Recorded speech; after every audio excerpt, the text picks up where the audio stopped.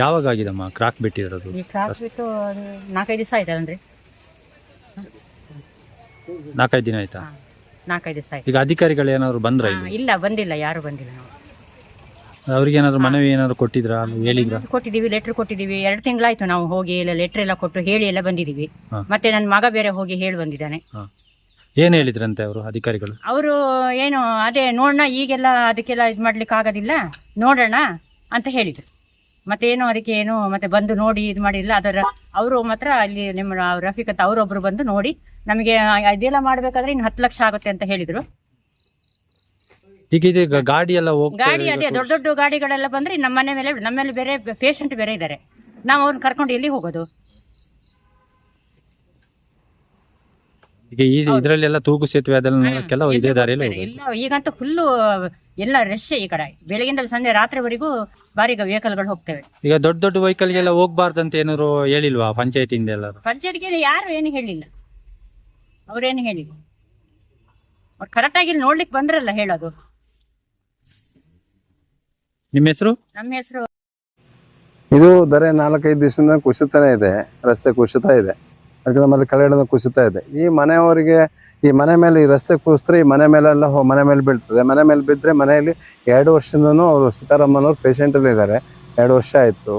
ಮನೆ ಮೇಲೆ ಬಿದ್ದರೆ ಏನು ಮಾಡಬೇಕು ಅಂತಲೂ ಪರಿಸ್ಥಿತಿ ಇಲ್ಲ. ಅವ್ರನ್ನ ಈಗ ಅವ್ರು ಯಾವುದೇ ಥರದ ಇದಿಲ್ಲ. ಅವ್ರನ್ನ ಕರ್ಕೊಂಡು ಹೋಗ್ಬೇಕು, ಕರ್ಕೊಂಡು ಹೋಗಿ ಊಟ ಮಾಡಿಸೋದು ಎಲ್ಲನೂ ಮಾಡಿಸೋದು ಅವರ ಸ್ವಾಧೀನದಲ್ಲಿ ಯಾವುದೂ ಮಾಡ್ತಾ ಇಲ್ಲ. ಇವರೇ ಮನೆಯವರೆಲ್ಲ ಮಾಡ್ತಾರೆ. ಈ ಥರದ್ದೆಲ್ಲ ಜರ್ಕೊಂಡು ಅವ್ರ ಮನೆ ಮೇಲೆ ಬಿದ್ದರೆ ದೊಡ್ಡ ಸಮಸ್ಯೆ ಆಗುತ್ತೆ. ಅದ್ರ ಜೊತೆಗೆ ಈ ರಸ್ತೆ ಏನಾದ್ರು ಕುಸಿತ ಆದರೆ ಇಲ್ಲಿಂದ ಮಾಗಲು, ಕೊಂಡದ ಮನೆ, ಕಾಳಿಕೆರೆ ಇಂಥ ಹಲವಾರು ಗ್ರಾಮಗಳಿಗೆ ಹೋಗ್ತಕ್ಕಂಥ ಒಂದು ರಸ್ತೆ ಸಂಪರ್ಕ ಇದು ಮೂಲವಾದ ರಸ್ತೆ ಸಂಪರ್ಕ. ಒಂದು ಕಡೆಗಲ್ಲ, ಕಾಳಿಕೆರೆ, ಕಂಚಿನಕೆರೆ, ಕೊಂಡದ ಮನೆ, ಹಾಗೇನೆ ತುಂಬ ಕಡೆಗೆ ಮಾಗಲು. ಆಮೇಲೆ ಅದಕ್ಕಿಂತನೂ ಜಾಸ್ತಿಯಾಗಿ ಪ್ರವಾಸಿಗರು ಶನಿವಾರ, ಭಾನುವಾರ, ಸೋಮವಾರ ಅಂತೂ ಸಾವಿರಾರು ಜನ ಪ್ರವಾಸಿಗರು, ದೊಡ್ಡ ದೊಡ್ಡ ವಾಹನಗಳು, ಪ್ರವಾಸಿಗರು ಹೋಗ್ತಾ ಇರ್ತಾರೆ. ಎಲ್ಲಾದ್ರೂ ಅವ್ರಿಗೆ ಗೊತ್ತಿರೋದಿಲ್ಲ, ಯಾವುದೇ ಥರದ ನಾಮಫಲಕವನ್ನು ಹಾಕಿಲ್ಲ, ಅವ್ರಿಗೆ ಗೊತ್ತಿಲ್ಲ. ಸಡನ್ ಎಲ್ಲಾದ್ರೂ ಸೈಡಲ್ಲಿ ಹೋದರೆ ಗಾಡಿನೂ ಪಲ್ಟಿ ಆಗ್ತದೆ, ಮನೆನೂ ಕುಸಿತದೆ, ರಸ್ತೆನೂ ಹೋಗ್ತದೆ. ಒಂದು ಥರದಲ್ಲಿಲ್ಲ, ಮನೆಯೂ ಹಾನಿ ಆಗ್ತದೆ, ಮನೆ ಹಾನಿ ಆಗ್ತದೆ, ರಸ್ತೆ ಹೋಗ್ತದೆ, ಆ ಪ್ರವಾಸಿಗರ ವಾಹನನೂ ಇದಾಗ್ತದೆ. ಆ ಉದ್ದೇಶದಿಂದ ಆದಷ್ಟು ಬೇಗ ಗ್ರಾಮ ಪಂಚಾಯತಿಯವರು ಶಾಸಕರು ಇದಕ್ಕೆ ಸಂಬಂಧಪಟ್ಟವರು ತಕ್ಷಣನೇ ಇದಕ್ಕೆ ಸ್ಪಂದಿಸಿ ಇದಕ್ಕೆ ತಡೆಗೋಡೆ ಮಾಡಿ ಇದಕ್ಕೆ ವ್ಯವಸ್ಥೆ ಮಾಡಬೇಕು ಅಂತೇಳಿ ಈ ಮೂಲಕ ತಮ್ಮಲ್ಲಿ ಕೇಳ್ಕೊಳ್ತಾ ಇದ್ದೇನೆ. ಸರ್, ಈಗ ಕ್ರಾಕ್ ಬಿಟ್ಟಿದೆ ನಿನ್ನಿಂದ, ಅದು ಇನ್ನೂ ಹೆಚ್ಚೆ ಆಗ್ತಾನೆ ಇದೆ, ಜರಿತಾನೆ ಇದೆ ಕೆಳಗಡೆಯಿಂದ. ಬಟ್ ಈಗ ಅಧಿಕಾರಿಗಳು ಯಾಕೆ ನೋಡಕ್ ಬಂದಿಲ್ಲ ಸರ್? ಅಲ್ಲ, ಅದನ್ನ ಈಗ ಗ್ರಾಮ ಪಂಚಾಯತಿ ಮನೆಯವರು ಕೇಳಿದಾಗ ಗ್ರಾಮ ಪಂಚಾಯತಿ ಮನವಿ ಕೊಟ್ಟಿದ್ದೀನಿ. ನಾನು ತುಂಬಾ ಟೈಮಿಂದ ಮನವಿ ಕೊಟ್ಟಿದ್ದೀನಿ ಅಂತ ಗ್ರಾಮ ಪಂಚಾಯತಿ ಮನವಿ ಕೊಟ್ಟಿದಾರಂತೆ. ಅದು ಆಗದೆ ಗ್ರಾಮ ಪಂಚಾಯತಿ ಮನವಿ ಕೊಟ್ಟಿದ್ದಾರೆ ಅಂತೆ. ಅವ್ರ ಮಗ ನಿನ್ನೆ ಖುದ್ದಾಗಿ ಹೋಗಿ ಹೇಳಿ ಬಂದಿರಂತೆ. ಹಾಗೆ ಗ್ರಾಮ ಪಂಚಾಯತಿರು ಸಮೇತ ಖುದ್ದಾಗಿ ಮಗನೇ ಅವರು ಗ್ರಾಮ ಪಂಚಾಯತಿಗೆ ಮನೆಯವ್ರನ್ನ ಕೇಳಿದಾಗ ಗ್ರಾಮ ಪಂಚಾಯತಿ ಮನವಿ ಕೊಟ್ಟಿದ್ದೀನಿ ಅಂತಕ್ಕಂಥದ್ದನ್ನು ವಿಚಾರವನ್ನು ಹೇಳ್ತಾರೆ. ಅದಾದ ನಂತರ ಮಗನ ನಿನ್ನೆ ಜಾಸ್ತಿ ಆಗಿದ್ರಿಂದ ನಿನ್ನೆ ಮಗನೇ ಹೋಗಿ ಹೇಳಿ ಬಂದಿದ್ದೀನಿ ಅಂತ ಹೇಳ್ತಾರೆ. ಆಮೇಲೆ ಅವರ ಬೇರೆ ರಫೀಕ್ ಅವ್ರಿಗೆ ಹೇಳಿದೀನಿ, ಇಲ್ಲಿ ರಫೀಕ್ ಅವ್ರಿಗೆ ಹೇಳಿದೀನಿ ಅಂತ ಹೇಳ್ತಾರೆ. ಎಲ್ಲರಿಗೂ ಹೇಳ್ತಾರೆ. ಆದ್ರೂ ಯಾರು ಸಹ ಇದ್ರ ಬಗ್ಗೆ ಏನು ಗಮನ ತಗೊಂಡಿಲ್ಲ. ಒಂದು ನಾಮಫಲಕವನ್ನ ಹಾಕ್ಬೇಕು, ಕಲ್ಲಿಡುವಂತ ಕೆಲಸ, ನಾಮಫಲಕ ಹಾಕುವಂಥದ್ದು ಟೂರಿಸ್ಟ್ನವ್ರಿಗೆ ಯಾವ್ದು ಗೊತ್ತಿರ್ತದೆ. ಅದಕ್ಕೆ ತಕ್ಷಣ ಬಂದ ತಕ್ಷಣ ಗೊತ್ತಾಗ್ತದೆ. ದೊಡ್ಡ ವಾಹನಗಳು ಹೋದ್ರೆ ತಕ್ಷಣನೇ ಇದಾಗ್ತದೆ. ಮಳೆನೂ ಜಾಸ್ತಿ ಇದೆ. ಒಂದು 20-15 ದಿವಸದಿಂದ ಮಳೆನೂ ಜಾಸ್ತಿ ಇದೆ. ಈಗಲೂ ಮಳೆ ಜಾಸ್ತಿ ಇದೆ. ಮಳೆಯಲ್ಲಿ ಹೆಚ್ಚು ಕಮ್ಮಿ ಆದ್ರೆ ಅನಾಹುತ ಆಗೋಕ್ಕಿಂತ ಮುಂಚಿತವಾಗಿ ಅಧಿಕಾರಿಗಳು ಇದಕ್ಕೆ ಸಂಬಂಧಪಟ್ಟವ್ರಿಗೆ ಕ್ರಮ ತಗೊಳ್ಬೇಕಲ್ವಾ? ತಮ್ಮ ಮುಖಾಂತರನಾದ್ರೂ ಕ್ರಮ ತಗೊಳ್ಳುವಂತ ವ್ಯವಸ್ಥೆ ಆಗ್ಬೇಕು ಅಂತೇಳಿ ಮಾಧ್ಯಮ ಮುಖಾಂತರ ನಾವು ಹೀಗೆ ಕೇಳ್ಕೊಳ್ತಾ ಇದ್ದೇನೆ.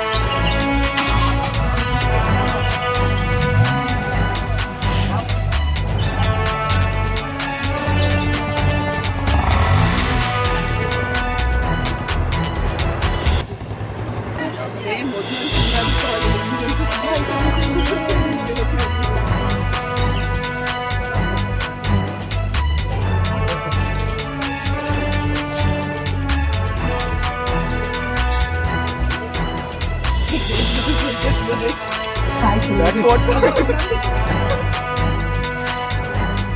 But we were easily able to go to those. But now.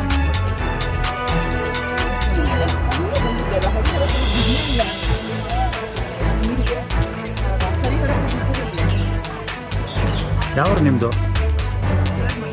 Mysuru.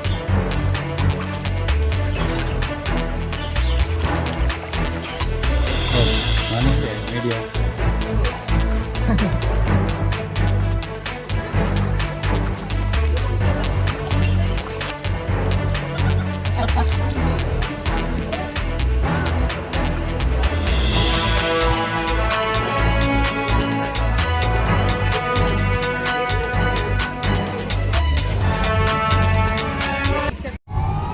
Video ನೋಡಿದ್ದಕ್ಕೆ ಧನ್ಯವಾದಗಳು.